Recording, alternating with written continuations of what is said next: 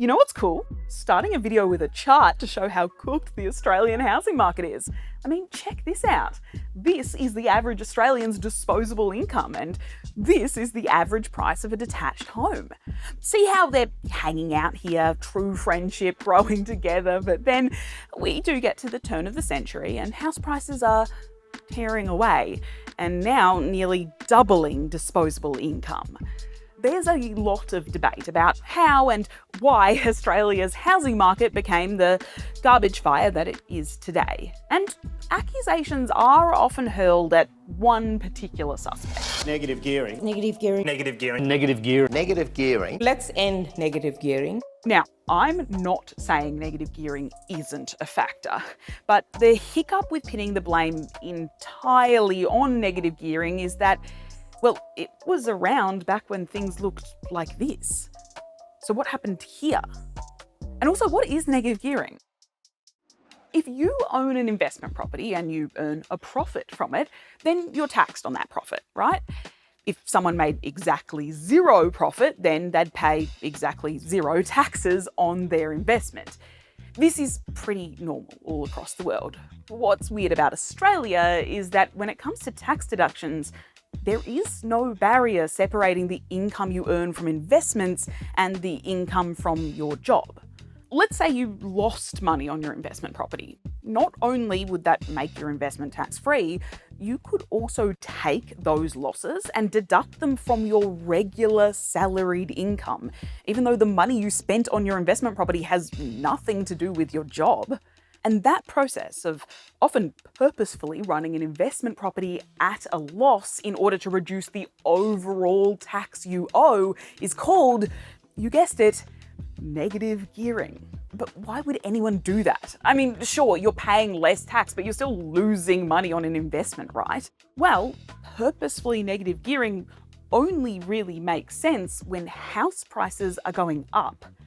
And fast. Because think about it, even if in a particular year you earned less from an investment property than you spent on it, if the housing market is still rising and the value of your property goes up by more than you lost, then you're still actually making money. But because that profit is tied up inside the property, not actively in your bank account, the tax office doesn't count it, and you get this sweet little tax break. So then why didn't absolutely everyone do this?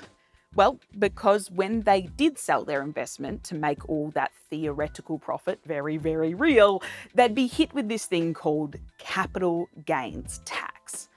That's a tax on any money you made from the value of your property increasing, which was taxed at the same rate as your income, and often ended up cancelling out the tax breaks you would get through negative gearing. But in 1999, the Howard government changed the game forever.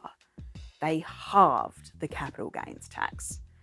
All of a sudden, not only do you as a landlord get sweet little negative gearing tax breaks every year, you then get an even bigger tax break when you sell. I mean, you may as well buy another investment property at this rate. Remember our cool chart from the beginning of this video?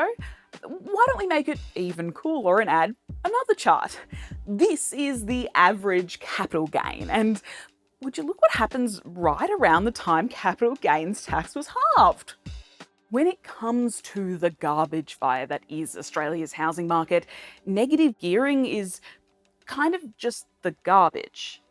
But that change to capital gains tax, that was the lit match that set the dumpster alight. In fact, investors are now so heavily protected by the tax system that they're willing to take even bigger risks and spend even more money on the properties they're buying, which of course makes house prices rise faster, which then makes the combination of negative gearing and capital gains tax discount even more profitable, which means investors are willing to spend even more, which makes house prices rise even faster. And oh, would you look at that? It's almost like we're in somewhat of a vicious cycle.